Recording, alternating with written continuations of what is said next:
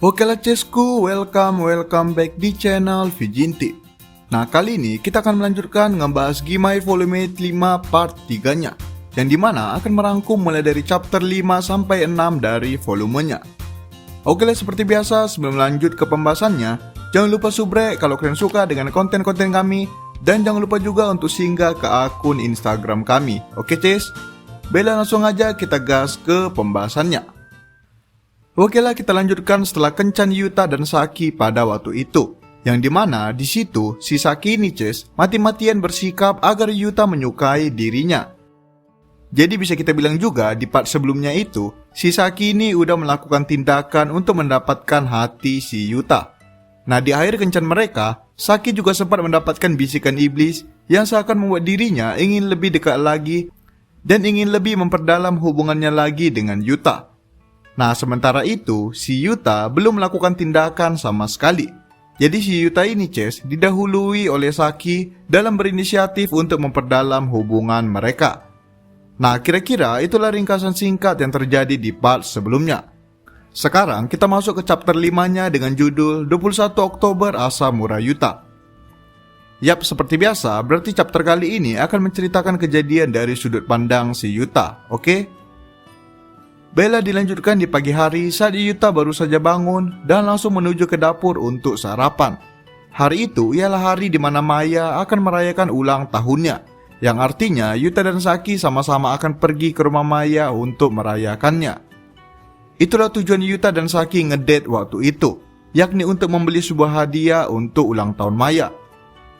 Oke, kemudian saat Yuta berada di dapur, ia melihat Saki yang tengah menyiapkan sarapan untuk mereka semua. Nah namun, Saki buru-buru langsung pamit kepada Yuta karena ia ingin segera membeli kadonya untuk Maya sebelum berangkat ke sekolah. Jadi waktu itu Ces, saat mereka sedang kencan, hanya si Yuta yang membeli kadonya, sedangkan Saki entah kenapa lebih memilih untuk membeli kadonya sendiri. Saki pun kemudian langsung pamit dan segera pergi agar tidak terlambat ke sekolah juga nantinya. Yuta pun kemudian juga bergegas sarapan dan langsung pergi ke sekolah. Oke, kemudian setelah pulang sekolah, Yuta bergegas pulang ke rumah untuk berganti pakaian dan segera ingin berangkat ke rumah Maya. Kebetulan, Saki juga sempat mengirim pesan kepada Yuta agar ia langsung pergi saja tanpa harus menunggu Saki, karena Saki akan pergi duluan ke rumah Maya. Nah, mengetahui itu, Yuta pun langsung bersiap-siap dan langsung segera berangkat karena tidak ingin terlambat. Nah, sebelumnya saat masih di sekolah, Yuta sempat melihat Shinjo yang tengah asik bermain di klubnya. Dan begitu juga dengan murid-murid yang lain. Di sini, Yuta mulai sedikit curiga mengapa murid-murid lain, terutama teman-temannya Maya, terlihat seakan lupa kalau hari itu Maya sedang merayakan ulang tahunnya. Yuta sedikit heran mengapa teman-temannya Maya tidak bergegas bersiap-siap mengingat perayaan ulang tahun Maya akan dimulai sebentar lagi. Yuta merasa seakan hanya dirinya lah yang terlalu memikirkan hal tersebut. Namun Yuta berusaha berpikiran positif dan langsung bergegas untuk bersiap-siap. Oke, tak lama kemudian Yuta pun berangkat ke rumah Maya sesuai dengan lokasi yang diberikan dan menunggu tepat di depan rumah Maya. Yuta dengan segera ingin menghubungi Maya kalau ia sudah berada tepat di depan rumahnya. Namun, saat Yuta ingin melakukannya, dari kejauhan Maya dan Saki datang dan memanggil nama Yuta. Yuta pun seketika langsung menoleh dan mendapati Saki dengan pakaian kasualnya yang sangat modis. Nah, melihat Yuta yang terlihat sedang menunggu, Maya pun langsung berinisiatif mengajak Yuta masuk ke dalam. Nah, namun Yuta kembali bingung mengapa hanya ada mereka bertiga di situ dan tidak ada teman-teman Maya yang lain. Maya pun dengan santai menjawab kalau ia dengan sengaja hanya mengundang Yuta dan Saki berdua saja. Mendengar itu, Yuta pun sadar kalau Maya sudah mengetahui hubungan rahasianya dengan Saki dan Maya berhasil menjebak Yuta. Itulah sebabnya semua teman-temannya Maya di sekolah tadi seakan tidak tahu kalau Maya sedang merayakan hari ulang tahunnya. Yuta pun seketika menoleh ke arah Saki untuk mengkonfirmasi hal tersebut. Namun Saki langsung membuang muka, yang artinya Saki juga sudah tahu akan hal itu. Dan Saki juga ikut bekerja sama dengan Maya untuk hari itu. Yuta pun seketika mendesah pasrah dan mengikuti Maya yang menuntunnya ke dalam rumah. Oke, kemudian Yuta pun memasuki rumah Maya untuk yang kedua kalinya. Maya pun dengan riang dan antusias menyambut kedatangan Yuta dan Saki di kediamannya. Nah, namun situasi tersebut tidak bisa dibilang sebagai perayaan ulang tahun karena tidak ada dekorasi satupun yang identik dengan hari ulang tahun, dan ditambah juga hanya ada Saki dan Yuta di situ. Yuta pun hanya bisa mengikuti alur yang sudah disiapkan oleh Maya. Kemudian, Maya dengan santai langsung mengajak Yuta dan Saki untuk mengobrol di kamarnya. Nah, Yuta yang mendengar itu seketika ragu karena ia sama sekali belum pernah menginjakkan kaki di kamar seorang gadis. Biarpun ia dan Saki sudah satu rumah sekarang, namun ia hanya pernah mengintip sedikit ke dalam kamarnya Saki. Tapi ia sama sekali tidak pernah masuk. Itulah yang membuat Yuta sedikit deg-degan untuk memasuki surga dunia tersebut, yaitu kamar seorang gadis. Nah, di satu sisi, Saki malah terlihat khawatir dengan tingkah sembrono dari Maya. Saki langsung berbisik kepada Maya, apakah baik-baik saja membiarkan Yuta, yakni seorang laki-laki, untuk masuk ke kamarnya Maya. Namun Maya malah menanggapi hal tersebut dengan enteng sambil berkata kalau ia sudah menyembunyikan semua majalah dewasanya, sehingga tidak ada yang perlu dikhawatirkan.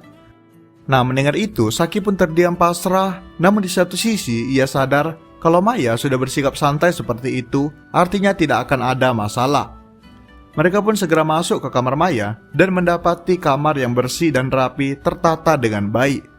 Maya menjawab kalau ia harus menjadi contoh yang baik kepada adik-adiknya, sehingga ia menata dengan baik kamarnya. Di satu sisi, Yuta merasakan hawa yang sedikit beda saat memasuki kamar tersebut, karena bagaimanapun itu ialah kamar lawan jenis pertama yang ia masuki. Yuta takut salah pandang ataupun salah pegang yang dimana nantinya akan menimbulkan kesalahpahaman. Yuta pun memutuskan untuk bertindak sehati-hati mungkin. Oke, kemudian setelah masuk, Yuta dan Saki pun langsung segera duduk lesehan di karpet dan disajikan makan dan minuman oleh Maya. Nah, Maya di sini, Ces, memang seakan sengaja membuat Yuta dan Saki selalu berdua. Jadi paslah, tujuan Maya hanya mengundang mereka berdua karena ingin mencomblangi Yuta dan Saki agar segera semakin dekat dan segera jadian. Dan tentunya Saki dan Yuta juga sudah menyadari rencana Maya tersebut. Maya beberapa kali menggoda hubungan Yuta dan Saki hingga membuat Saki sedikit terganggu. Namun di satu sisi, Saki juga memerah malu karena dipermainkan tepat di depan Yuta. Di sini diketahui juga, Ces, kalau Yuta dan Saki hanya berbeda umur 1 minggu saja, yang dimana mereka sama-sama berulang tahun di bulan Desember. Namun Yuta lebih dulu 1 minggu lebih cepat daripada Saki. Nah, mendengar itu, Maya pun kembali tersenyum riang dan kembali menggoda status hubungan dan umur Yuta dan Saki. Oke, kemudian karena keadaan semakin tidak kondusif, Saki pun seakan menepuk ringan pundak Maya agar segera merayakan pesta ulang tahunnya. Yuta dan Saki pun langsung memberikan hadiah kepada Maya agar pikiran dan mulut Maya teralihkan sejenak dan tidak menjahili mereka lagi. Pesta ulang tahun Maya pun berlangsung dengan santai, diiringi godaan dan comblangan dari Maya. Oke, kemudian karena hari semakin larut, Yuta dan Saki pun memutuskan untuk segera pulang ke rumah. Nah, di sini tepat sebelum Saki dan Yuta pergi, Maya kembali menembakkan peluru ke arah Saki dengan mengatakan kalau Saki dan Yuta sudah terlihat seperti pasangan suami istri dan bukan seperti saudara tiri lagi. Nah, Saki yang mendengar itu kembali memerah malu karena ucapan dari Maya, terutama karena Maya mengatakan hal tersebut tepat di depan Yuta. Saki pun seketika tidak dapat menahan ekspresi wajahnya dan langsung memutuskan untuk pergi dengan Yuta. Di satu sisi, Maya hanya tersenyum lebar kesenangan karena berhasil memojokkan Saki.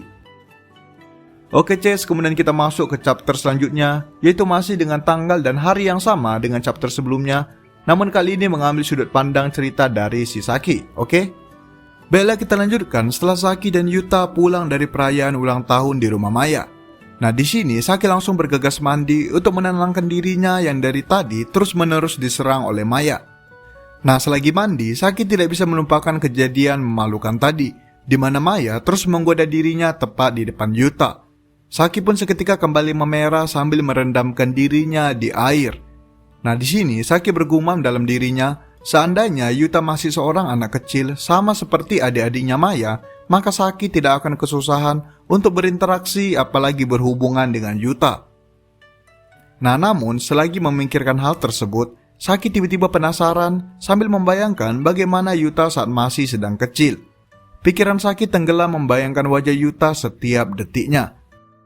Namun selagi Saki menikmati hayalan kotornya, ia tiba-tiba dipaksa kembali ke kenyataan setelah mendengar bel pintu rumah berbunyi. Saki pun segera menyelesaikan mandinya dan mendapati kalau ibunya sudah kembali dari kerjanya sebagai bartender. Di sini Saki melihat ibunya yang sedikit kelelahan. Saki pun langsung menyiapkan teh hangat untuk meringankan beban ibunya. Nah, di sini Saki sadar kalau ayahnya Yuta sudah sangat membantu ibunya dalam meringankan bebannya. Saki pun merasa seketika kalau inilah baru disebut dengan keluarga. Saki tidak menyangka kalau kehangatan seperti ini bisa ia rasakan lagi setelah sekian lama. Nah, kemudian ibunya Saki pun mengusulkan kalau mereka akan merayakan Natal bersama saat akhir tahun nanti. Saki mendengar itu seketika melupakan sejenak pikirannya terhadap hal-hal romantis yang terus mengelilingi dirinya. Dan seketika teralihkan dengan suasana kehangatan keluarga yang selama ini ingin ia rasakan. Oke lah C, sekian pembahasan untuk part kali ini. Ya, menurutku part kali ini cuma sedikit lah adegan romansnya. Cuman ya cocok sih Cis, karena ya perlu juga yang namanya tarik ulur.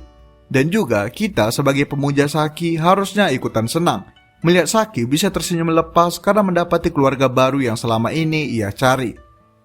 Oke lah, itu dulu untuk video kali ini. Part selanjutnya akan kita bahas di video berikutnya nanti.